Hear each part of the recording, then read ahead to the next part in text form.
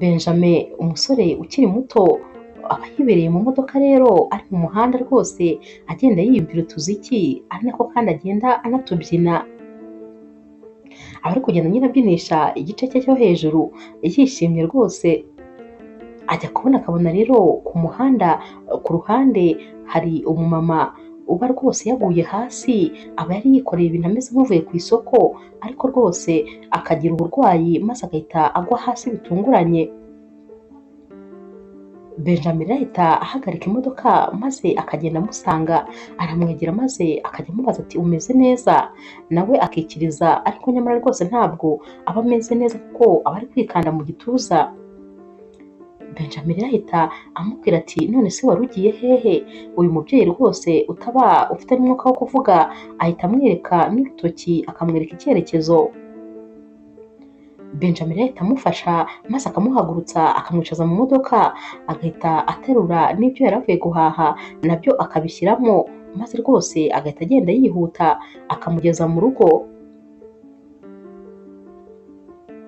Amara rero kuhamugeza maze agahita agaruka akongera kandi agafata icyerekezo gitaha nyine mu rugo iwabo, areba kuri telefone maze agasanga papa we yamubuze inshuro 7 zose, arahangayika maze akavuga ati ese ubu koko papa yanshakiraga iki cyatumye rwose ampamagara inshuro 7 zose?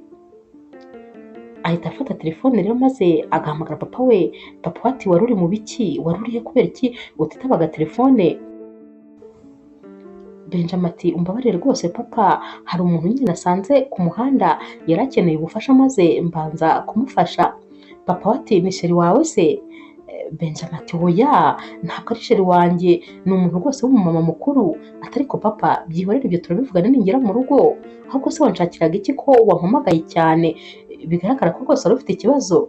Papa ati nifuzaga nyine kumva aho umuhungu wanjye ari ariko ko umeze neza nta kibazo, ngwino ubwo turavugana nyine ugeze mu rugo. Ku rundi ruhande ariko papa wa Benjamin ahita ahamagara mama Melinda. Mama Melinda rero ni umumama w'inshuti ye, ari mama Melinda ndetse rwose na papa Benjamin ni ababyeyi nyine ariko bakiri abajene nubwo bafite abana bakuru rwose bagaragara nkaho nabo bakiri bato. Papa Benjamin rero ahamagara uyu mama maze akamubaza ati umeze neza? Mama Melinda ati yego umeze neza, atuzi yuko nanjye nari ngiye kuguhamagara, nari ngiye nyine kukubwira ko ndi hafi kuza mu mujyi wanyu. Papa Benjamin ati nibyo se? Mama Melinda ati yego bampaye poromosiyo ku kazi, none bafunguye nyine irindi shami rya kampani yacu muri uwo mujyi wanyu, ubu rero niho ngiye kuza kuba. Papa Benjamin ati ibyo bintu rwose ni byiza cyane, nari ngukumbuye kandi cyane. Mama Melinda ati banza rero umbwire rwose ngo felicitation. Papa Benjamin ati cyane rwose, ati felicitation. Mama Melinda rero ahita aseka ati ndishimye cyane. Bamara umwanya munini rero bari kuvugana kuri telefone maze papa wa Benjamin agasezera kuri mama Melinda. Bava kuri telefone, papa wa Benjamin agahita avuga ati wow nari mukumbuye cyane, ngiye kongera kandi mubone. Ku rundi ruhande kandi na mama Melinda nawe nuko ahita yishima ati ngiye kongera kumubona, hari hashize imyaka myinshi tutabonana. Melinda rero yinjira mu cyumba cya mama we uba rwose uri no kuri mashine ari mu kazi, maze Melinda agahita abwira mama ati mbabarira ndifuza rwose ko tuganira. Mama ati nta mwanya mfite, wakwihangana nkabanza agakora akazi tukaza kuba tuvugana? Melinda ati rwose mama birihutirwa kandi rwose urabizi ko biramutse bitihutirwa ntaza kukuderanja. Mama ati ngaho mbwira nta kibazo. Melinda rero aricara maze agatangira kubwira mama ati urabona nyine urabona, akananirwa kugira icyo avuga. Mama akamubwira ati ibyo bintu biri kunanira kuvuga nizere ko rwose bidafitanye isano n'urugendo tugiye kujyamo rwo kuva muri uyu mujyi tujya mu wundi. Melinda ati cyane rwose. ati reka mama rwose urabona hariya hantu ugiye kunjyana nta bandi bantu na bamwe nzaba mpazi, inshuti zanjye zose ziri hano, sinifuza rero rwose kujya kwigayo, ndumva ubuzima buzaba bubishye cyane, ubundi kubera icyo utareka nkigira kwiga hanze cyangwa se nkigumira hano njyenyine. Mama we ati none se nujya hanze ho uzaba uhafite inshuti mumenyeranye? Melinda ati nyine ubwo nzagenda nkora izindi nshuti cyangwa se nyine ngume njyenyine. Mama we ati ni nako nyine ukwiye kubigenza muri uriya mujyi tugiye kujyamo, nagushakiye ishuri rwose ryiza cyane mu gihugu cyose, uzarikunda ndabizi.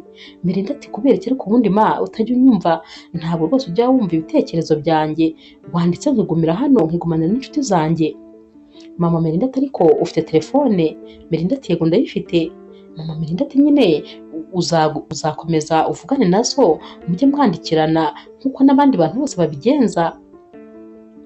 Melinda rero ahita arakara maze agahaguruka yivumbuye, mama we asigara aseka ati ndabizi neza rwose ko uzahakunda kandi cyane.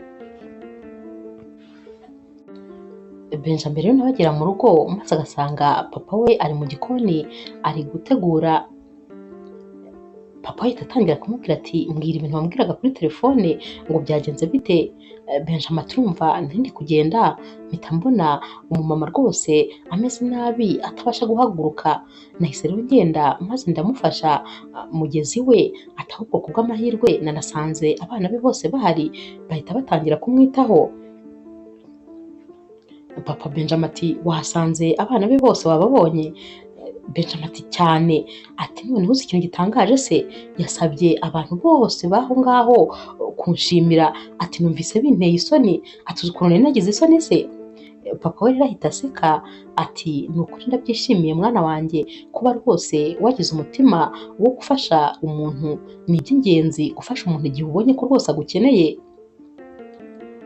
Papa we kandi ahita akomeza amubwira ati ariko ntabwo bikwiye ko utakoze amakosa kuko naguhamagaye inshuro nyinshi ntiwanyitaba. Benjamin ati telefone yanjye yari iri mu modoka papa ati ariko irasona. Benjamin yumva rero uko rwose nawe yakoze amakosa ntakomeze kuburanya papa we, ahubwo agahita amubwira ati mbabarira rwose papa ntabwo bizongera. Papa ati ndakubabariye kandi rwose ndakwishimiye, nishimiye icyo gikorwa cyiza wakoze. Benjamin ahita abwira papa ati ubwo rero ndabona rwose uba uri guteka, reka nanjye njye kuba niga. Papa ati hoya njyewe se ndasigara nteka njyenyine, ugomba kumfasha, ubu ndongera ibitunguru ndetse n'amakaroti unabinkatire. Benjamin ati ariko rwose mfite byinshi byo kwiga papa. Papa ati okay, noneho ubwo udashaka kumfasha reka nigendere, ubwo ngwino byose ubiteke. Benjamin ati hoya reka rwose mbigukorere. Ahita rero afata bya bitunguru maze n'amakaroti akajya kubironga kugira ngo ananabikate kuko ababona arebye nabi, noneho papa we byose yabimusigira. Papa ati nakubwiye ni njye mutetsi hano ariko ugomba kumfasha.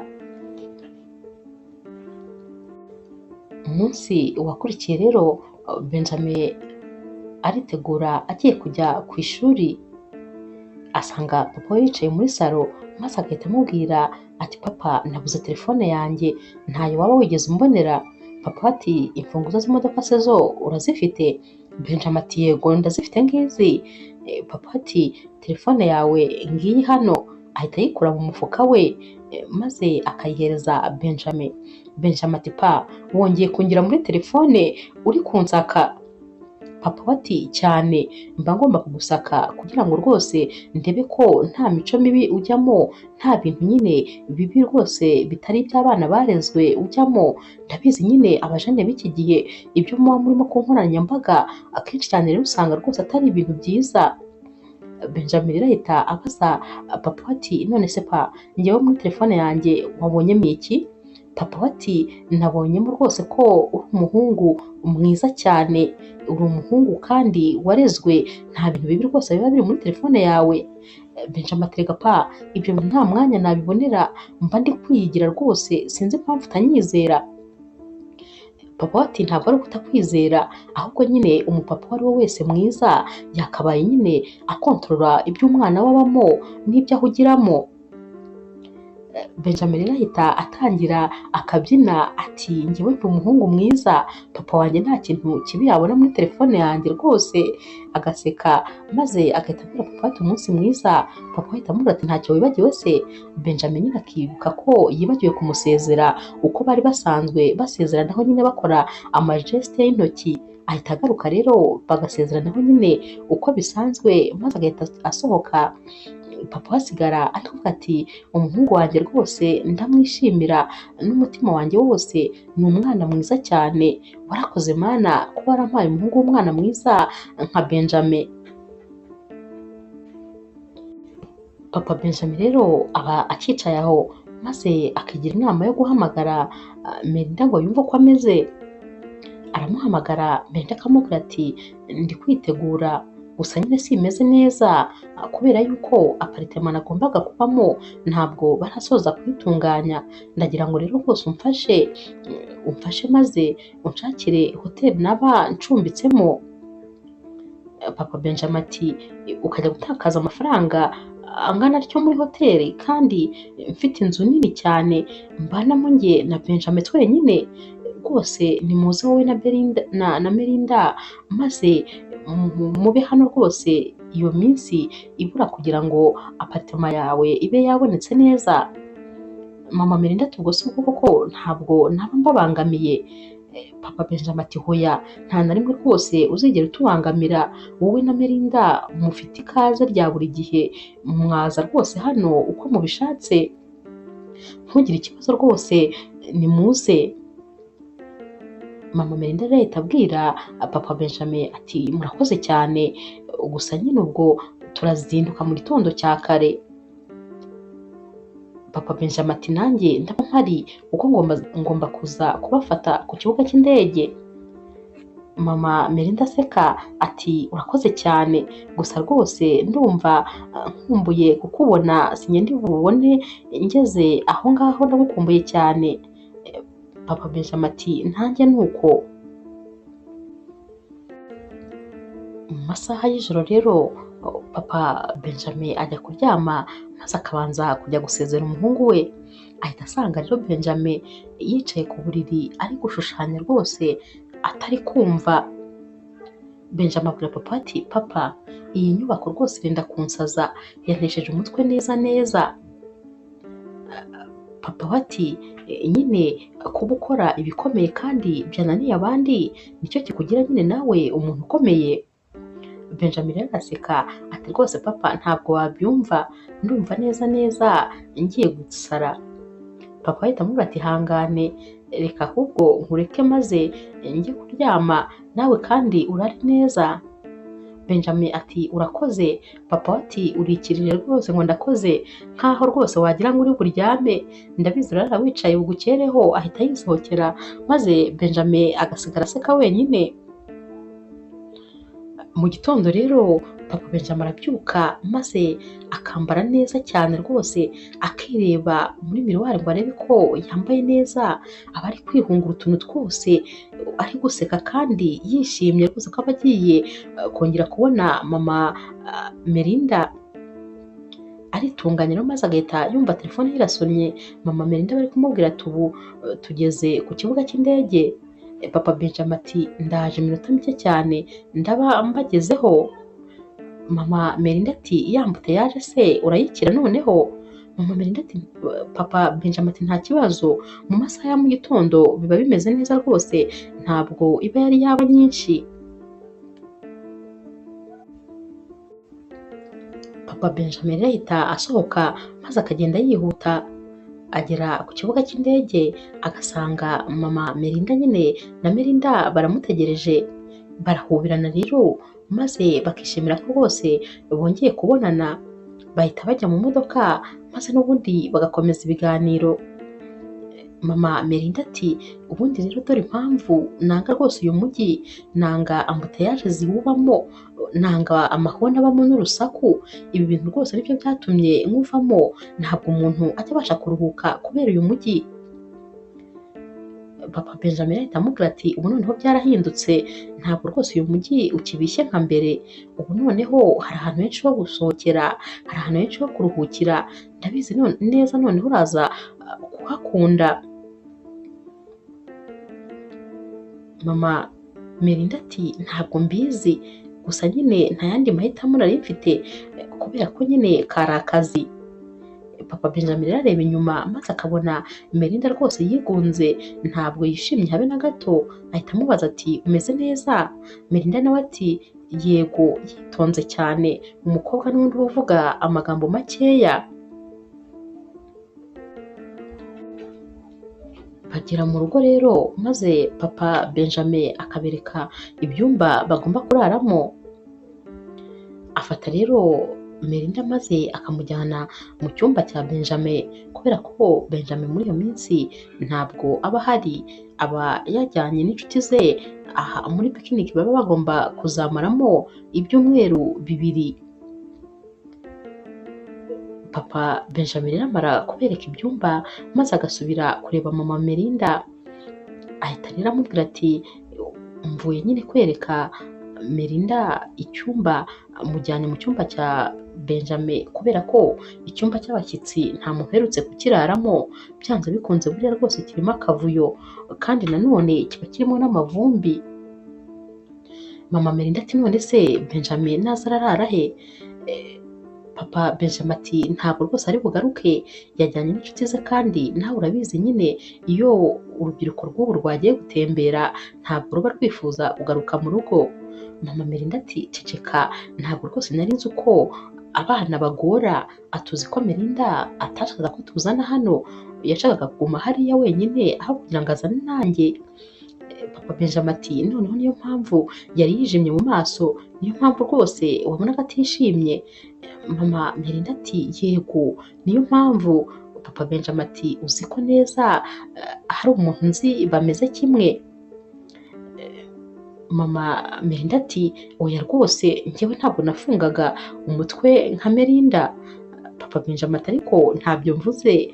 Bose rero bahita basekera cyarimwe. Papa Benjamin ati none se buriya nakora iki kugira ngo mugarure muri mudu nziza? Mama Melinda ati mwihorere, bizikora, kubera ko rwose ukuntu afunga umutwe se nta kintu buriya na kimwe umuntu yakora. Papa Benjamin ahita ajya kubategurira ibyo kurya byabo bya saa sita. Baba bari ku meza maze Papa Benjamin agahita abwira Melinda ati mama wawe yambwiye ko rwose yaguhitiyemo ririya shuri ryiza mu gihugu cyose, ririya shuri rwose ni amahitamo meza, uzi yuko ariho njye na mama wawe twarangije, noneho by'umwihariko ni naho Benjamin yiga architecture, ni ishuri ryiza cyane rwose, uzarikunda ndabizi. Melinda rero nta jambo na rimwe rwose asubiza papa wa Benjamin, ahubwo ahita ahaguruka maze agafata isahani ye maze akababwira ati murakoze kuba rwose mwaduhaye ibyo kurya, aya mafunguro yararyoshye cyane. Mama aramubaza ati none se urashoboje? Maze Melinda ati yego. Papa Benjamin ahita abwira mama Melinda ati cyakoze ni ukuri Melinda rwose ndabona ibi bintu byamutesheje umutwe, gusa ntuhangayike, humura rwose uyu mujyi araza kuwukunda, ahubwo birenga uko wabitekerezaga. Mama Melinda ahita abwira Papa Benjamin ati wakumva uvuga uyu mujyi, uzi ko bagira ngo bakugize ambasaderi wawo kubera ukuntu uvuga. Papa wa Benjamin rero rwose ukunda no kuburaga ahita abwira mama Melinda ati ahubwo icyo gitekerezo rwose ni cyiza cyane, mu minsi mike ndaba nitwa Papa Benjamin bakongeraho ambasaderi. Ati rwose ibyo ni mu minsi mike cyane. Bahita batangira rero kubiseka n'ubundi bagakomeza nyine kwiganirira, ari nako bari gufata amafunguro. Melinda arahita ajya mu cyumba maze agafata telefone agatangira guhamagara inshuti ze ati ntababeshye uyu mujyi urabishye ntabwo mushobora kubyumva. Tekereza ko aribwo nkimara kuhagera ariko rwose ndabihiwe nta kintu cyiza na kimwe kiwurimo, abantu bose bo muri uyu mujyi ni amateshamutwe. Ndibaza impamvu rwose mama wanjye atandetse ngo nigumanire namwe, aratekereza ko gukora izindi nshuti ari ibintu byoroshye. Aba akiri kuvuga ibi rero maze Benjamin akaba afunguye umuryango w'icyumba, ahita abona nyine uyu mukobwa maze agahita amubwira ati mwaramutse neza. Melinda ari umujinya mwinshi ahita agenda agasunikiraho urugi agafunga maze agahita ashyiramo n'urufunguzo. Izi nshuti ze rero baba bari kuvugana kuri telefone zihita zimubaza bati uwo se kandi ninde? Nawe ati nyine ni umusore w'umuturanyi nyine utagira disipurine wari winjiye mu cyumba atanakomanze.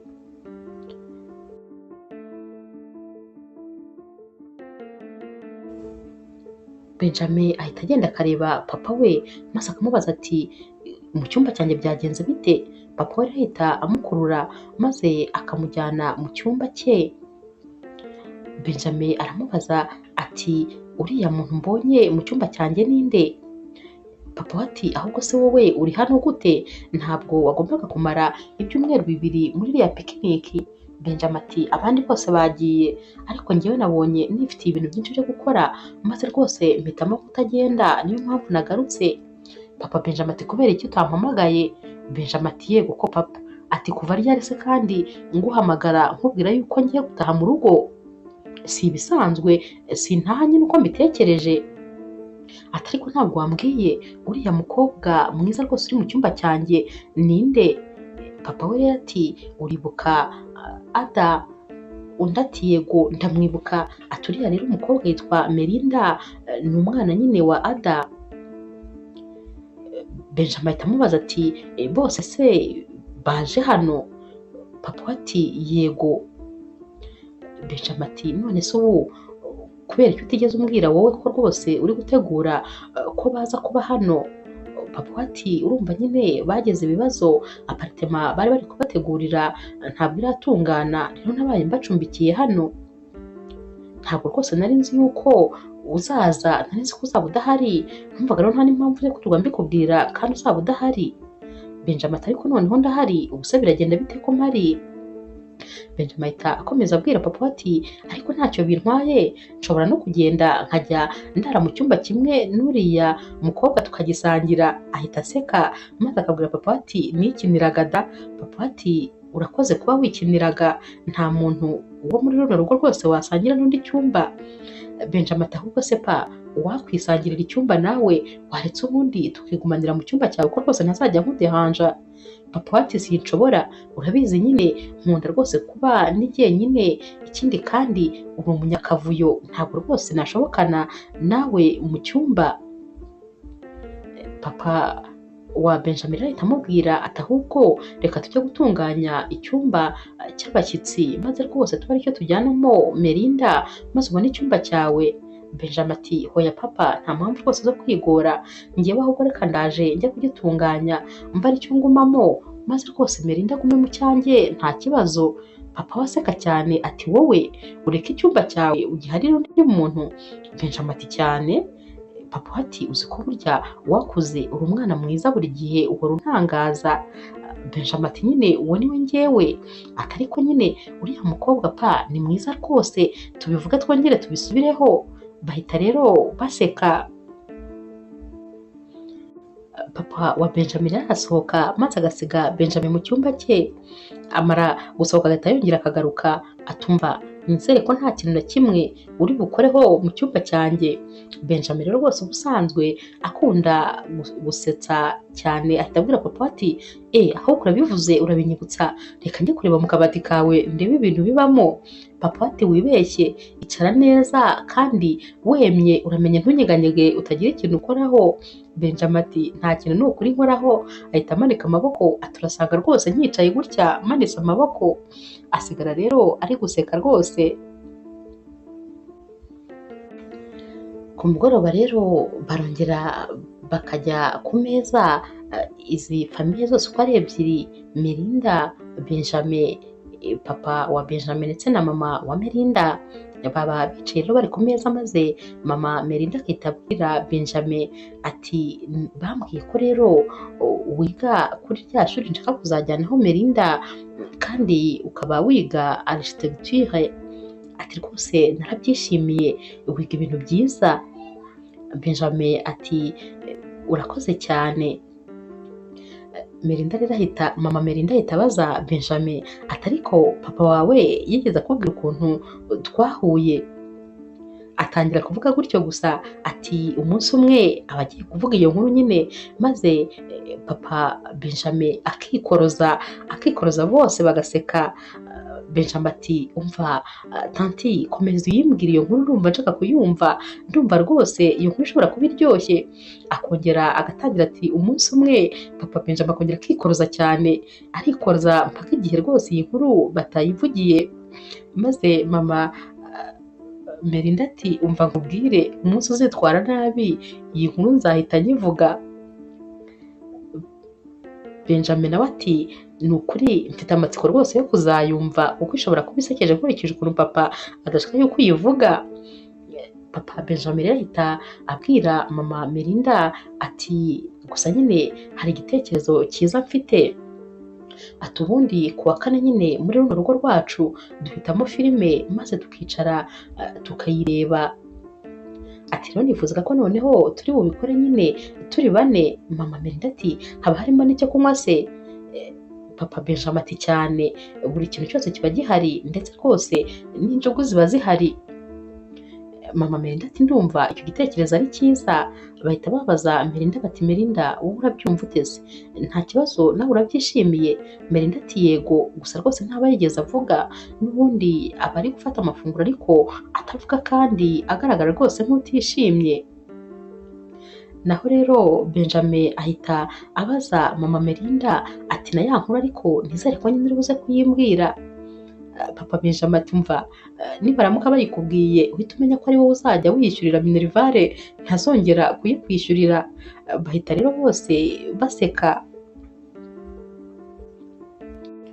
Bava ku meza rero, maze Melinda ndetse na Benjamin bakandurura ameza bakajya no gusukura ibyo bamaze gukoresha.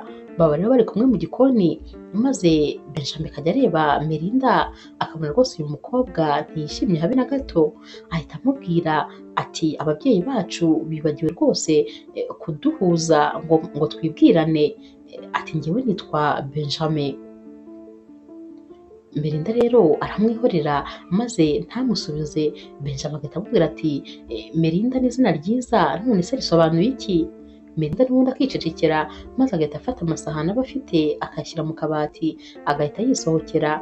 Benjamin rero n'ubundi uba rwose adehanje cyane ahita abwira Melinda ati nishimiye kumenyana nawe.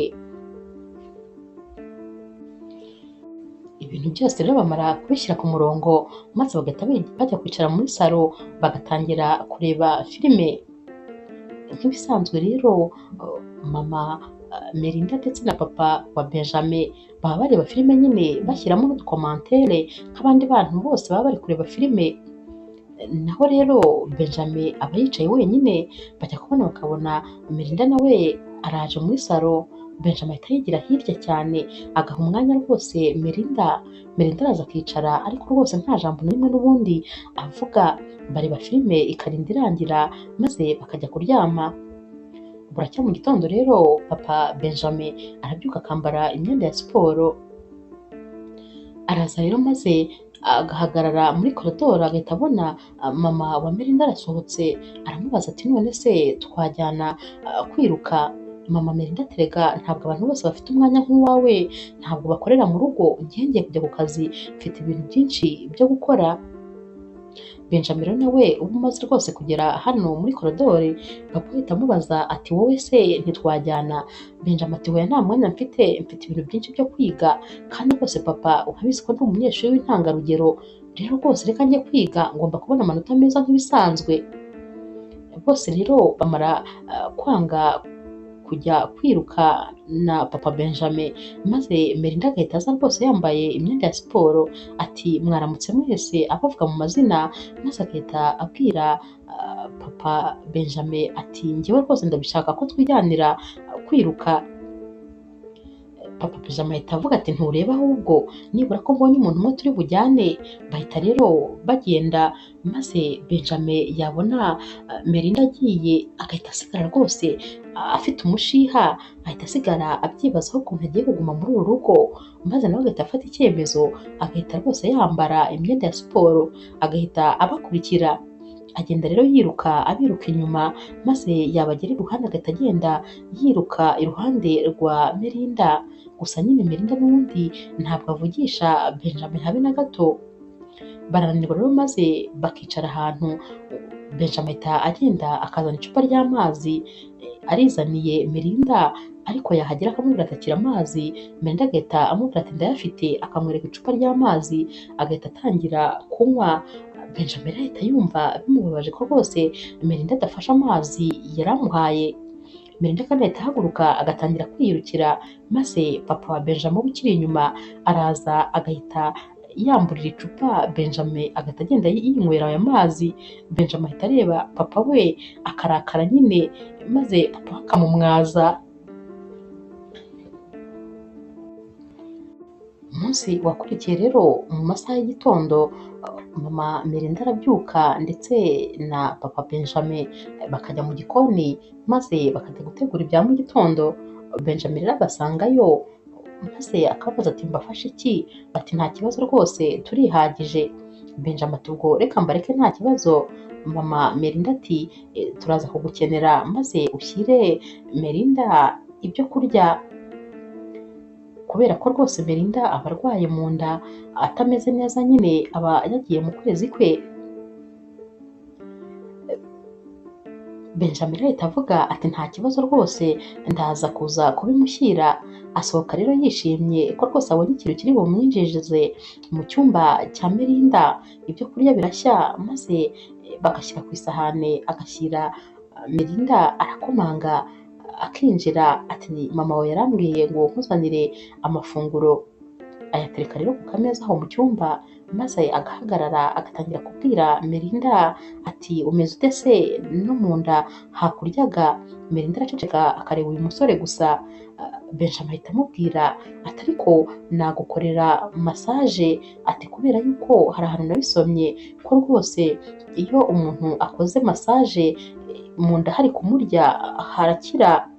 Melinda noneho ahita amureba urujisho nyine akamureba ukuntu. Benjamin ati hoya ntabwo ariyo massage nshatse kuvuga, ntabwo rwose ibyo utekereje ari byo nari nshatse kuvuga. Nari mvuze nyine ko rwose umuntu ashobora gukora massage ku nda maze ubwo bubabare bukaba bwashira. Benjamin rero abona haratangiye kuvuga amagambo menshi, maze agahita abwira Melinda ati umbabarire niba rwose ibintu nkubwiye byumvikanye nabi, ahari ntabwo ari byo nashakaga kuvuga, ati ahubwo reka nigendere ntaza kugira n'andi magambo mvuga rwose akaba yagukomeretsa. Ahita yisohokera rero, ariko Melinda rwose nta jambo na rimwe amubwiye. Benjamin rero amara gusohoka, maze Melinda agahita aturika agaseka ukuntu ibintu uyu musore aba yari ari kumubwira. Gusa Benjamin ahita yongera akagaruka, Melinda agahita yongera akikaruma, maze Benjamin akamubwira ati nusoza uze kumbwira kugira ngo rwose nze kwandurura. Arasohoka, Melinda nanone akongera agasigara aseka, maze agahita avuga ati ariko uyu musore rwose ashobora we kuba ari n'umwana mwiza cyane. Ahita rero afata telefone, maze agahamagara abashuti be, arababwira ati ariko nyine ahantu mba rwose hari umusore w'umwana mwiza anyitaho cyane, nyine uba ubona anganiriza kandi aratuje, ntabwo ari umuhungu w'imico mibi. Ati noneho ikintu cyantangaje uyu munsi, nari ndi mu kwezi kwanjye nyine kwa kundi mu nda handya, maze arambwira ngo yankorera ka massage hakoroha. Gusa rwose yabimbwiraga nyine atuje cyane kandi agira ikinyabupfura cyinshi. Batangira kumuserereza bati cyangwa utangiye kumukunda? Ati hoya ntabwo rwose ntangiye kumukunda, ariko ni umwana mwiza, dushobora kuba tuzahuza, dushobora kuba rwose tuzumvikana. Ku mugoroba rero Benjamin asanga papa we mu cyumba, maze akamubwira ati papa, hari ikintu rwose nshaka kukubwira kandi gikomeye. Papa we ati mbwira, bimeze bite? Benjamin tuzi yuko nkunda Melinda. Papa we ati ngo ukunda nde? Benjamin ati nkunda Melinda. Papa we ati nabyumvise nyine. Benjamin ati none kuki wansubirishagamo? Papa we ati umva nkubwire, ntabwo rwose ushobora gukunda Melinda, ibyo bintu ntabwo wabinkora, ntubimbwire. Benjamin ati ndamukunda kandi cyane. Atari ko se ubundi pa, ubundi wowe ukunda iki? Si wowe wahoraga umbwira ngo nzashake umukopine ngo ariko nzamukwereke, none ndamubonye mbikubwiye ngo ntabwo ngomba kumukunda. Papa we ati nyine ntabwo rwose umukopine nakubwiraga ari Melinda, ni gute se wakunda umuntu mubana mu nzu uzashaka undi nyine w'ahandi, ariko Melinda ntabwo byashoboka. Benjamin ati rero ndamukunda, bigomba kuzashoboka kandi ugomba kubyumva. Papa we ati umva rero, impamvu rwose utagomba gukunda Melinda, nkunda mama we cyane kandi rwose urabyumva, ntabwo nyine twakunda abantu bo muri famiye imwe. Urumva nakunda mama w'umwana nawe ugakunda umwana? Ntabwo bishoboka. Benjamin rero ahita amubwira ati gute se ukunda mama wa Melinda kandi warambwiye ko ari inshuti yawe isanzwe? Papa Benjamin ati nyine nuko byatangiye, yari inshuti yanjye isanzwe rwose, tuziranye imyaka myinshi yashize, ariko ubu nyine ndamukunda kandi ntacyo nabihinduraho. Ugomba rero rwose kuba ari wowe umparira. Benjamin ati ahubwo wowe kubera kuri mukuru ni wowe ugomba rwose kundeka maze nkikundanira na Melinda. Papa ati hoya, ninjye ngomba gukundana na mama we, mwebwe mukabireka kuko muracyari abana. Benjamin ati hoya papa, rwose Melinda ni uwanjye. Papa arahita yubuka igitekerezo maze akabwira Benjamin ati rero kankwereke ukuntu tugiye kubigenza. Ati uwo bazemerera bwa mbere niwe uzahita rwose aba atsindiye gukundana n'umukunzi we. Nintereta mama Melinda akanyemera bwa mbere, ubwo nyine mwebwe muzahita mubireka tuba aritwe dusigara dukundana, kuko ntabwo byemewe ko twese twazakundana. Nawe Melinda nakwemerera mbere yuko mama we anyemerera, ubwo nimwe muzahita mwigira muri couple maze natwe tukabaharira. Benjamin ati ibyo rwose ndabyemeye kandi ni neza cyane, ndabizi neza nyine nzagutsinda rwose. Papa we ati nanjye ndabizi neza ni njyewe nzagutsinda. Papa rero Benjamin ndetse na Benjamin baba rwose bumvikana ku buryo uba wagira ngo ni inshuti zisanzwe, baba baganira ibintu byose kandi rwose baba bumvikana. Bahita rero bafatana mu kiganza bati ubwo nyine deal niyo. Umunsi wakurikiye rero mu gitondo, papa Benjamin aba yicaye muri salo, mama Melinda rero acaho rwose yambaye agiye. Papa Benjamin tugiye he? Mama Melinda ati ngiye ku isoko, hari ibintu nshaka kugura. Papa Benjamin ati none se uragenda n'iki? Mama Melinda ati ngiye gutega. Papa Benjamin ati hoya, nta mpamvu yo gutega, akira urufunguzo rw'imodoka yanjye maze rwose bariyo utwara. Ubwo ariko Benjamin nyine abahagaze mu muryango w'icyumba cye ariko bumva ibyo barimo byose. Mama Melinda ati none se ntabwo rwose ukeneye nawe gukoresha imodoka yawe? Papa Benjamin ati nta kibazo, njyewe byanyorohera rwose kwiyaranja kurusha wowe. Mama Melinda agahita afata urufunguzo maze agahita aha bizu papa Benjamin ku matama yombi. Noneho Benjamin ahita akira umujinya, ababona rwose bagiye kumutsinda igitego cy'umutwe. Papa Benjamin ahita abwira mama Melinda ati wirinde, ugende neza cyane kandi wiyiteho. Amara gusohoka maze Benjamin agahita aza akegera papa we. Papa ahita amubwira ati wabibonye se, njyewe ndi umwami muri uyu mukino, ntabwo watsinda, ureke turiya dukino twanyu tw'abana. Uba wabibonye ariko ko mba ntangiye neza. Benjamin rero aba arakaye maze ntagire ikintu na kimwe rwose asubiza papa we. Ahita haza rero Melinda avuye mu cyumba agasuhuza papa Benjamin. Papa Benjamin ati umeze neza? Melinda ati yego. Ati noneho se ko uyu munsi twagiye kwiruka? Melinda ati nazindutse kare cyane, ubu rwose navuyeyo, ahubwo ngiye gutegura icyo kurya cya mu gitondo. Papa Benjamin ati none se ugiye gutegura iki? Melinda ati ngiye gutegura umureti. Benjamin ati nze ngufashe se? Melinda ati oya, nta bufasha rwose nkeneye, ndabyikorera. Benjamin ati ariko mfite umwanya uhagije rwose naza nkagufasha. Melinda ati hoya, ntabwo rwose nkeneye ubufasha. Amara rero kwinjira mu gikoni, maze papa Benjamin agahita areba Benjamin, agahita amumwaza, akaba arasetse, aramuseka koko, akamusubira mu kanwa uko yavugaga ngo ajye gufasha Melinda, nyamara Melinda akavuga ko nta bufasha akeneye. Papa Benjamin ati wabibonye se, utangiye gutsindwa, nuko nyine nawe utangire urebe rwose ibigutegereje. Benjamin ahita ahaguruka, maze agasanga Melinda mu gikoni. Aragenda rero maze agasanga Melinda ari gushaka ikirungo ariko yagishatse yakibuze.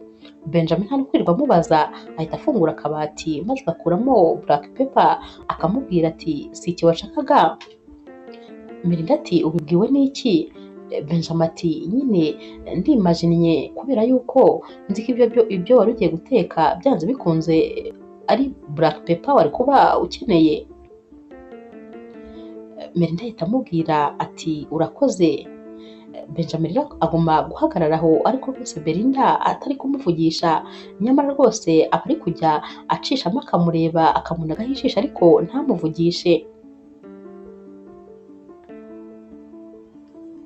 Melinda rero amara guteka ariko akayoberwa rwose aho ari bukure isahane. Benjamin nanone ahita rwose yibwiriza, maze akayimushakira akayimuhereza. Melinda ararura agategura, maze akajyana mu cyumba cye, aba ari kwinjiramo rero maze agahita ahagarara, akabanza rwose agaseka, atekereza ukuntu uyu musore yamubaye hafi, maze akumva biramushimishije, n'ubundi agatangira kwisekana. Gusa nta jambo na rimwe rwose aba ajya abwira Benjamin, nyamara rwose aba ashimishwa no kuba uyu musore aba amuri hafi. Benjamin arasohoka mu gikoni, papa akaba yamubonye, agahita amubwira ati mbwira neza rero, umuhungu udakunda guteka habe na gake, none ubu rwose nsigaye ntirirwa mubona akatakata mu gikoni, aba kandi akurikiye umukobwa utamukunda habe na gake. Benjamin ati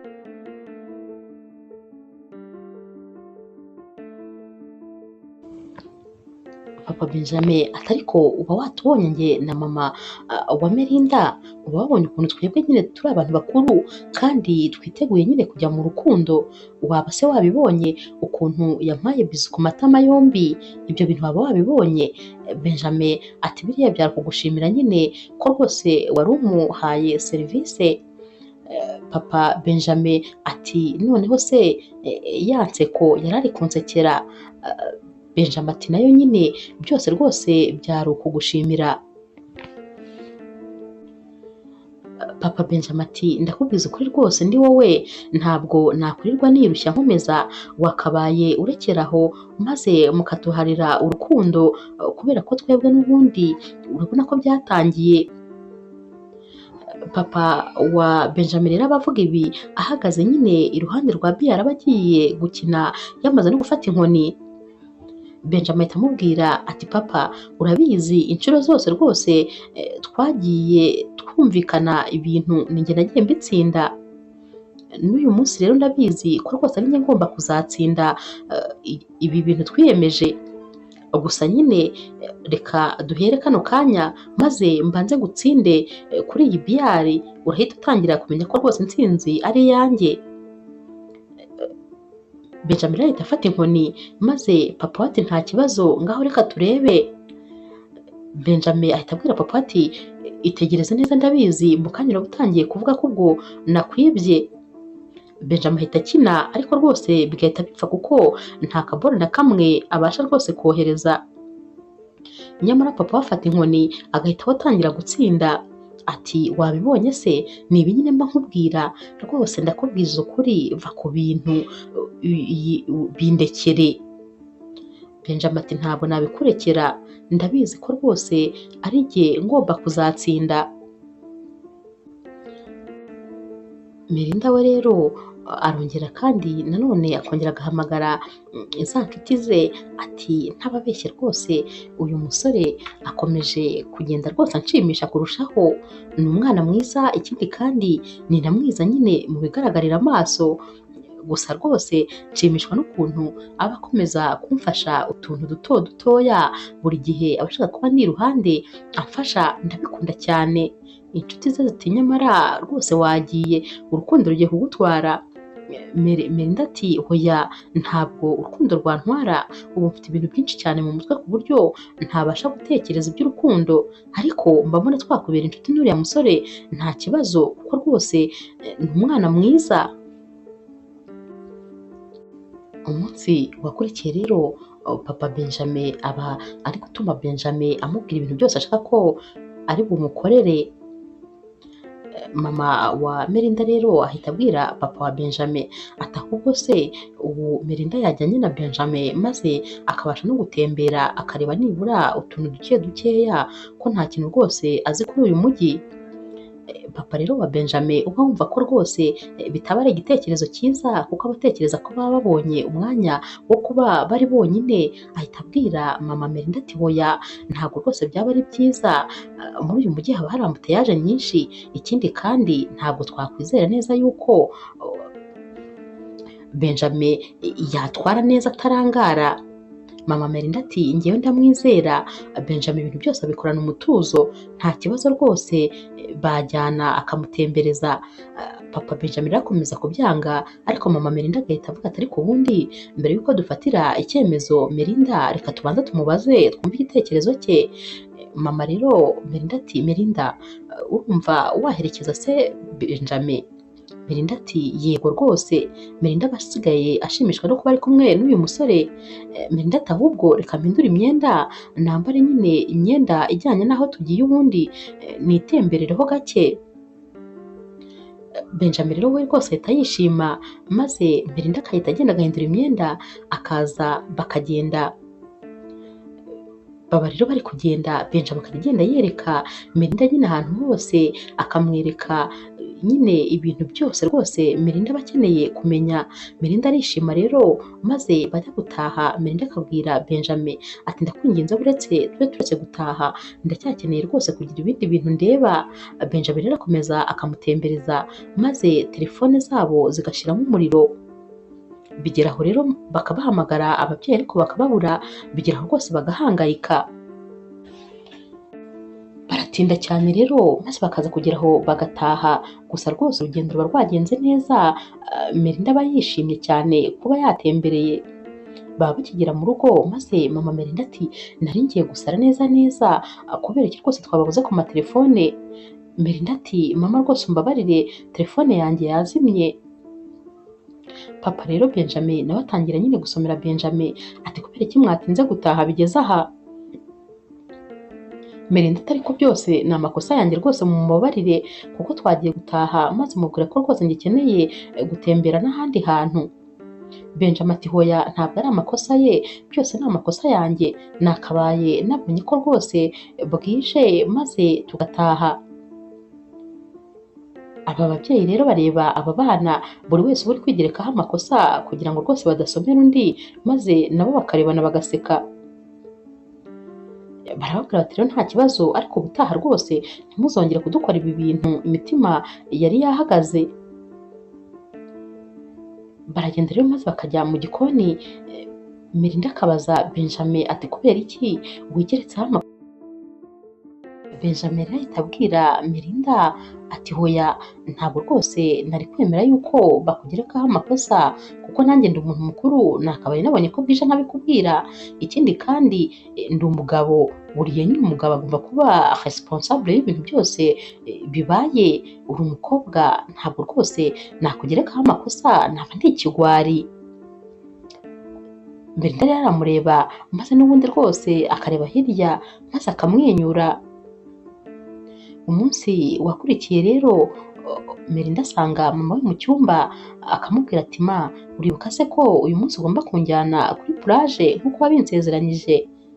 Mama we ati mana yanjye nabyibagiwe rwose, kandi mfite akazi kenshi, mfite ibintu byinshi byo gukora ku buryo ntabasha rwose kubisiga gutya. Melinda amara kumva ibyo mama we amubwiye maze agahita ababara, akabwira rero mama we ati ni ibisanzwe byawe, uhora mu kazi nta mwanya ujya umpa, umwanya wawe wose ni akazi, ngaho rwose igumire mu kazi kawe. Ahita agenda akajya mu cyumba rero n'agahinda kenshi maze akicara. Mama we rero abona ukuntu umwana we rwose ababaye, agahita atekereza ko nta kindi kiri bumushimishe uretse kuba byanze bikunze yagera ku mucanga. Ahita rero ahaguruka maze akajya kureba Benjamin, asanga ari kwikinira biyari maze akamubwira ati nagira ngo rwose ngusabe serivisi ikomeye, nasezeranyije Melinda kumujyana ku mucanga none nabyibagiwe kandi rwose mfite n'akazi kenshi cyane nta mwanya nabona, nagira ngo rero ngusabe rwose niba bitakugoye cyangwa se ntakubangamiye kuba wamunjyanira. Benjamin ahita asubiza yihuta cyane rwose adafashe n'umwanya wo kubitekerezaho ati ndamujyana rwose nta kibazo, nta kibazo na kimwe mfite. Benjamin rero mu mutima ahita atangira kwishima ati n'ubundi papa narabimubwiye, ibintu byanjye byose birikora, ubu noneho ngiye gusohokana umusheri kuri plage. Papa rero nawe rwose asigare hano ari wenyine, ubu igitego singitsinze. Mama Melinda rero ahita abwira Benjamin ati urakoze cyane rwose, ahita agenda rero akabwira Melinda ati nabwiye Benjamin ngo rwose akunjyanire, nizere ko kandi ntacyo bigutwaye, cyane cyane ko ubushize mwatemberanye nkabona rwose wishimye nta kibazo. Melinda rero nawe ahita amubwira ati nta kibazo rwose, ahita yumva anishimye cyane cyane ko aba azi neza yuko kujyana n'uyu musore biri bumuryohere kurusha uko yari kuba yajyanye na mama we. Bahita bitegura rero maze Benjamin yasohoka agasanga papa we ahagaze hanze, ahita amubwira rero ati papa ubu rero njyanye Melinda kuri plage tugiye gutembera. Papa we ahita arakara ati ariko kubera iki rwose amahirwe yo gusohoka buri gihe ari wowe uyagira, uri kugenda rwose umeze nk'unyiba kubera ko uramusohokana cyane. Benjamin ati nyine ni ikikwereka ko ngewe nkurusha imitoma, ati wowe kubera icyo udasohokana Ada. Papa we ati umva ngiye rwose ndabona ubanza uri kunyiba.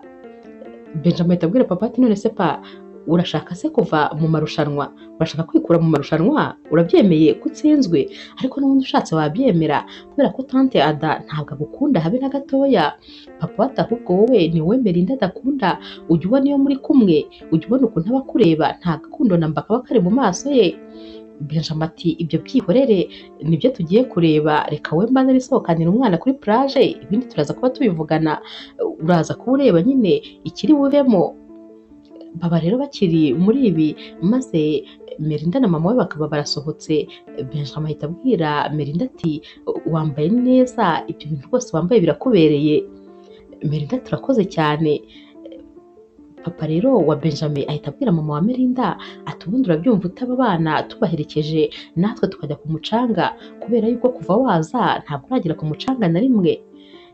Mama wa Melinda ati nta mwanya mfite, bareke rwose bijyane, baracyari abajene nibagende benjoyinge, njye mfite akazi kenshi rwose nta mwanya mfite. Papa Benjamin ariko ni ukuri twari kwigomwa rwose iminota mike tukabaherekeza. Mama Melinda ati bareke bijyane nta kibazo. Ubwo Benjamin nawe ahita yishima ko rwose bataba bagiye no kubakurikira, ahita areba papa we maze akamwicira akajisho nko kumubwira ati wabibonye se ko utsinzwe. Benjamin ahita afungura umuryango w'imodoka maze akabwira Melinda ngo niyinjire. Melinda arinjira yarangiza akongera agafunga umuryango. Melinda turakoze cyane, akongera akicira akajisho papa we ko nyine bari kugenda yongera amanota, ahita azenguruka nawe akajya mu modoka rero maze bagahita bajya kuri plage. Bagera rero kuri plage maze rwose bagatangira bakifotoza, bakagenda batembera nyine bareba ku nkombe z'amazi ukuntu hameze. Baragenda rero bakajya mu bimoto nyine batwara mu mucanga, bakishimisha rwose bikagera kure. Ubwo kandi niko baba bakomeza bifotoza nyine amafoto bari kumwe bateruranye, nyine ubona Melinda yishimye cyane. Uyu munsi rwose uba watumye noneho Melinda ajya hafi ya Benjamin kurusha uko biba bisanzwe. Gusa aba yishimiye rwose aha hantu ku nkombe z'amazi. bava aha ngaha rero bakajya mu bwato, bakajya mu mazi, bagakomeza nyine bakishimisha, bakajya koga, bakajya gufata nyine n'akajuisi, barasangira, bagakomeza bagatembera, bagakomeza bakishimisha, bakaryoherwa rwose mu buryo bugaragara. Melinda rero ahobera Benjamin maze akamubwira ati wakoze cyane rwose kumpa ibyishimo uyu munsi wose. Benjamin rero aramureba mu maso maze agahita amusoma. Melinda ahita abwira Benjamin ati rwose ndishimye kuba ndi kumwe nawe, tukibonana ubwa mbere ntabwo nakwakiriye neza, ariko rwose namaze kubona ko uri umusore mwiza witonda kandi rwose uzi kwita ku bantu. Ndakwishimira rero kandi nishimira rwose kuba ndi kumwe nawe. Bakomeza rero kwiryohereza ku mucanga maze umugoroba ukagera bagataha. Bagera mu rugo rero inkuru zishyushye nyine Benjamin aba afite ni ukubwira papa ati noneho ikirenze ku bintu byose wari usanzwe uzi ni uko uyu munsi njye na Melinda twasomanye. Papa we ati hoya ntumbwire, ubwo urambeshya ko ntari mpari se, ubundi hari amafoto wafashe ngo uyanyereke? Benjamin ati nta mafoto nafashe kubera ko rwose icyo gikorwa ntabwo waba uri kugikora ngo ufate n'amafoto, gusa ndakubwiza ukuri rwose Melinda yansomye kandi nabyumvise neza yuko ankunda, nanjye reka ndamukunda urabizi. Papa ati wibeshye, ntabwo rwose agukunda, ubona ko yari yishimye nyine ko wamutembereje. Umunsi wakurikiye rero Melinda na Benjamin baba bicaye bari kuganira, maze Melinda akabwira Benjamin ati rero rwose mama wanjye niwe muntu mfite kuri ino si, kuko papa wanjye yapfuye nkiri mutoya, mama wanjye ndamukunda kuko ni byose kuri jyewe, ariko rwose nsigaye mbona andutisha akazi, ni nayo mpamvu ntashakaga kuza muri uyu mujyi, nashakaga kumuguma aho inshuti zanjye ziri, gusa nyine mbona rwose mama atanyitayeho, ubanza atakinkunda. Benjamin ati hoya, mama wawe aragukunda cyane ku buryo rwose n'ibintu byose akora abikora kubera wowe, mama wawe ni byose kuri wowe. Benjamin ahita akomeza abwira Melinda ati none se ujya umuganiriza ukamubwira icyo umwifuzaho? Melinda ati ntabwo mwifuzaho ibintu byinshi, nifuza ko rwose yampa igihe cyo kuba ndi kumwe nawe. Benjamin ati nyine ugomba kwicara ukabimuganiriza maze rwose akamenya icyo ushaka. Melinda ati rega mbikora kenshi ariko rwose wagira ngo ntabwo anyitayeho.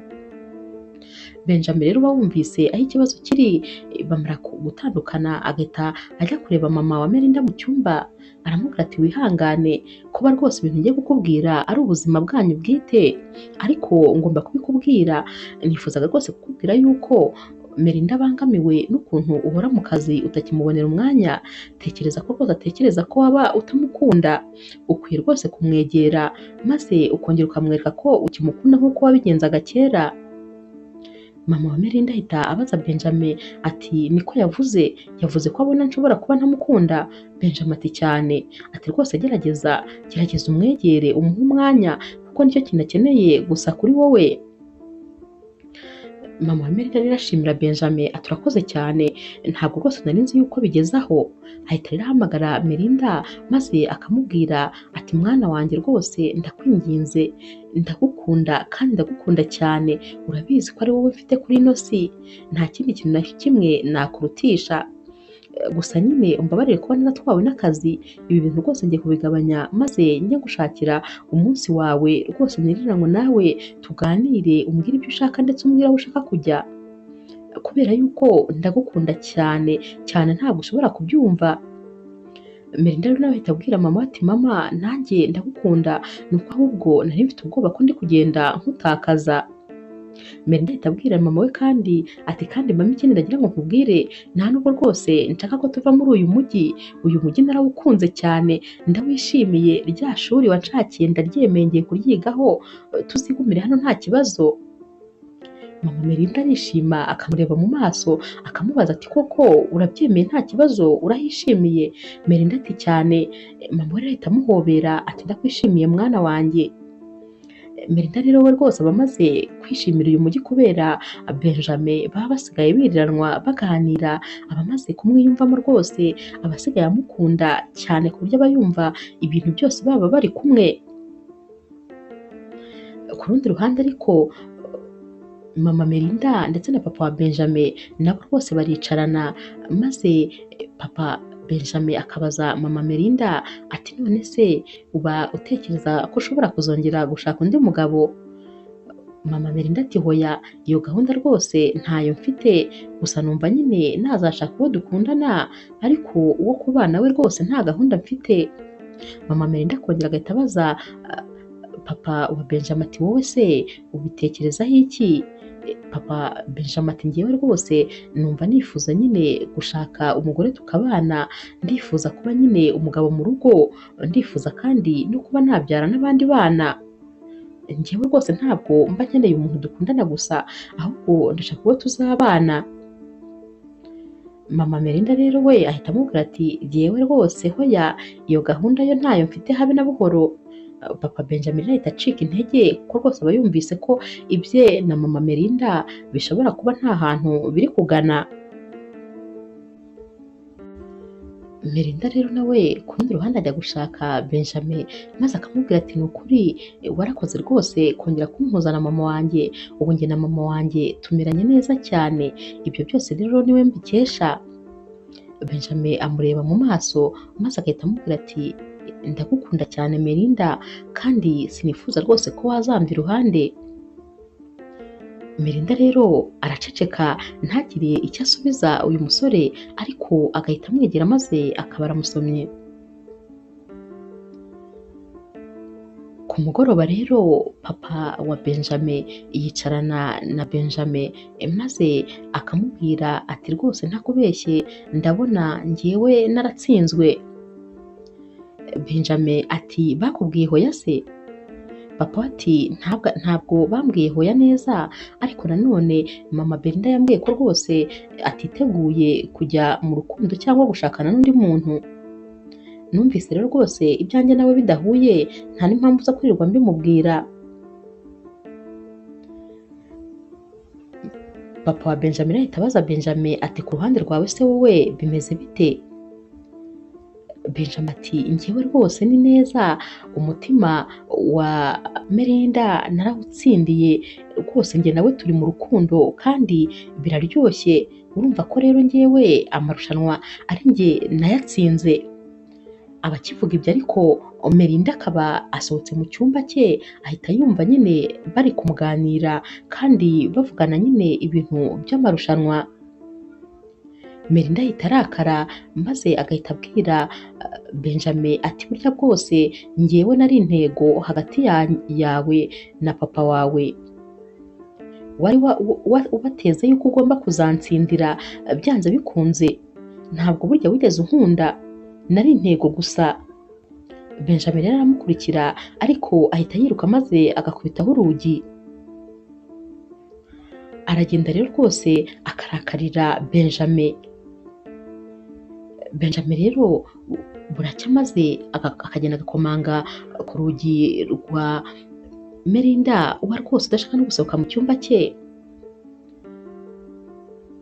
Aramubwira ati njira, maze Benjamin akinjira ahita abwira Melinda ati ndakwinginze mbabarira rwose untege amatwi, niba wumva ibyo ngiye kukubwira nta kuri kurimo nta kibazo rwose ndabyemera, umbwire igihano cyose ushaka kumpa.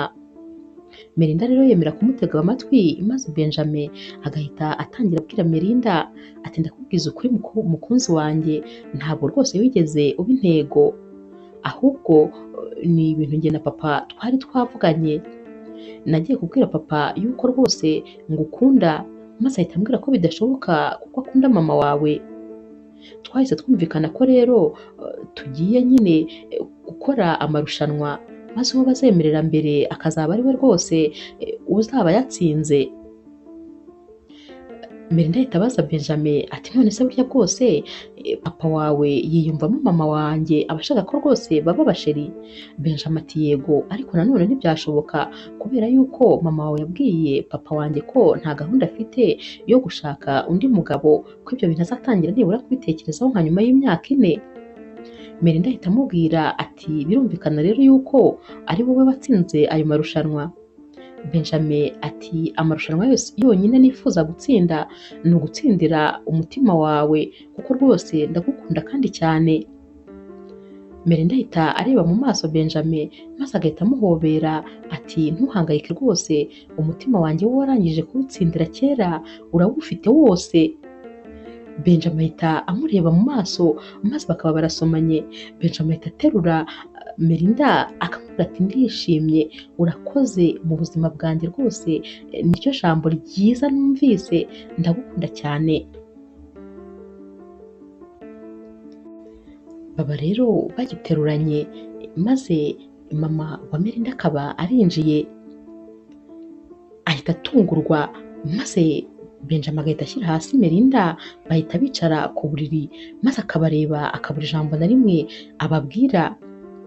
Ahita ajya muri salo akajya gushaka papa wa Benjamin, n'aba bana bose bakabahamagara bakicarana muri salo. Mama Melinda rero ati nimumbwire ibi ni ibiki, murakundana se?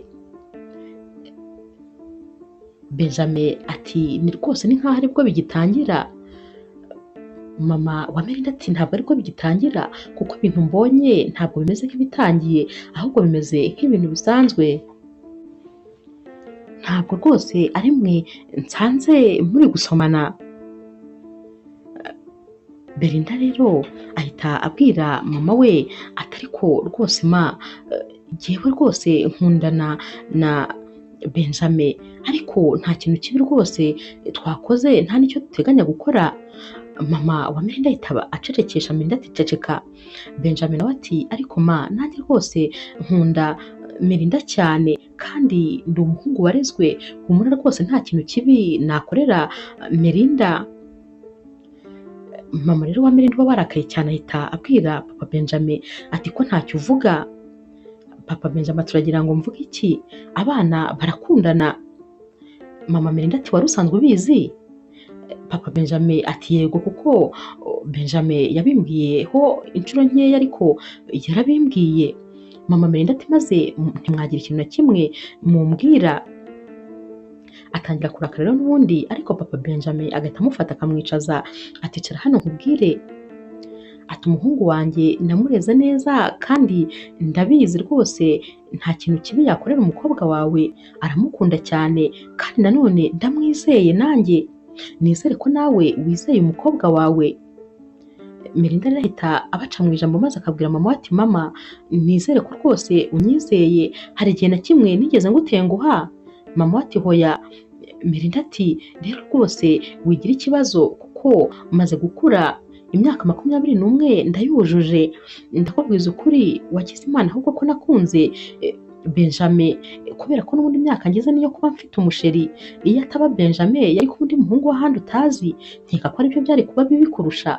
Nyizera rwose ndi mu maboko meza, ikindi kandi nanjye nzi icyo gukora, ndi umuntu mukuru rwose ntabwo nkiri umwana. Nyizera rwose mama. Mama ati rega mwana wanjye rwose urabizi uri mu nshingano zanjye zo kukurinda, rero mpora nguhangayikiye. Papa Benjamin rero abwira mama Belinda ati rwose wihangayika, humura, abana bacu ndabizeye. Mama Belinda rero ahita abwira Benjamin ati Benjamin, nkunda Melinda n'umutima wanjye wose, Melinda ni byose kuri njyewe, niyo si yanjye. Benjamin ati ndabizi mama Melinda, turakoze kuba ubizi, mbahaye umugisha wa kibyeyi, ariko uramenya utazakora ikintu na kimwe kizatuma rwose umukobwa wanjye yaba atishimye. Benjamin ati ntuhangayike, ndamukunda cyane kandi nanjye ndi umuhungu warezwe, sinigeze njya mu bibi kuva mu buto bwanjye. Mama Melinda rero ahita ababwira ati ndabemereye mukundane, ariko ntabwo nzigera mbakuraho amaso n'umunsi n'umwe, nzahora mbacungira bugufi. Melinda rero ahita ahaguruka maze agahobera mama we ati urakoze cyane rwose mama. Benjamin nawe agahita ahaguruka akegera papa we, bagakora nyine geste bari basanzwe bakora z'intoki, ukuntu nyine bo bishimaga. Bamara rero kuganira maze papa Benjamin agafata Benjamin bakajya mu cyumba, aramubwira ati muhungu wanjye nakureze neza rwose, nizere yuko utazansebya. Benjamin ati humura papa, humura rwose. Benjamin rero ahita areba ku buriri bwa papa we maze akaba abonye ajenda ye, ati papa iyi si ajenda yanjye, uzi ko nari narayibuze, uracyakeneye kuyisoma se? Papa we ati hoya ntabwo rwose ngikeneye kuyisoma kuko nasomyemo ikintu cy'ingenzi.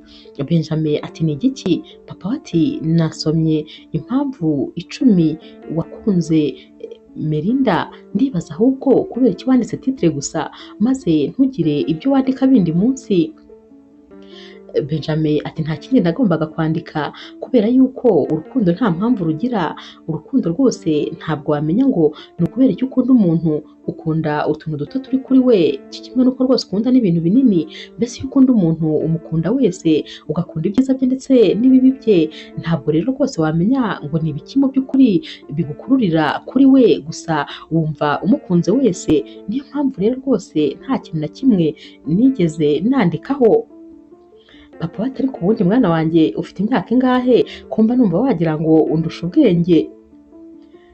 Benjamin ati rega papa, nyine nigiye ku muntu w'umunyabwenge cyane ari wowe, ni wowe rero nkuraho byose nzi kandi wampaye uburere bwiza, ubwo rero ni wowe byose mbikurikiza. Bahita bahoberana maze papa Benjamin akabwira Benjamin ati mwana wanjye ndagukunda kandi ndakwishimira cyane. Benjamin nawe ati nanjye nuko rwose papa, uri byose kuri jyewe. Ku rundi ruhande rero aparitema ya mama Melinda iruzura nyine iratungana, maze rero baba bagomba kujya nyine gutura muri aparitema yabo. Baritegura rero bagafunga ibintu byose, gusa nyine Melinda akabwira Benjamin ati ndumva rwose natangiye kukukumbura tukiri aha, ariko nanone nzajya mvugana nawe kenshi. Benjamin ati ntugire ubwoba, nzajya nza no kugusura, tunahamagarane kenshi gashoboka, gusa nanjye ndumva rwose irungu ntazarikira, nari maze kumenyera kukubona buri munsi hano. Bamara gufunga ibintu byabo rero bakabitereka muri salo maze bagatangira gusezeranaho. Benjamin rero aragenda akegera Melinda maze akamubwira ati ngufitiye rero urwibutso, ndifuza rwose kuguha umutima wanjye ukajya uwugendana. Melinda ati kumpa umutima wawe? Benjamin ati cyane. Ahita rero azana agashenete aba yamuguriye gakoze muri zahabu, gafite medaye ishushanyijeho umutima. Uyu mutima rero uba ufunguka mo imbere harimo agafoto ka Benjamin ndetse na Melinda. Ahita rero wambika Melinda akamubwira ati ndagukunda cyane, buri munsi ujye ureba aka kantu maze unyibuke. Melinda arishima cyane agahita yongera agahobera Benjamin. Aba babyeyi rero nabo rwose bahita bishima kubera ukuntu aba bana babo babona nabo bishimanye. Benjamin na papa we rero baherekeza Melinda na mama we bakabageza ku modoka, bajya nyine mu modoka maze Benjamin akabwira Melinda ati dutinze kurangiza kwiga, ninjye nawe ndifuza rwose ko noneho nitumara kwiga tuzahita dukora ubukwe maze ntuzigere ujya kure yanjye. Melinda ahita abwira Benjamin ati ndagutegereje, humura rwose umutima wanjye nawuhaye wowe, nta wundi n'umwe nteze kuzawuha.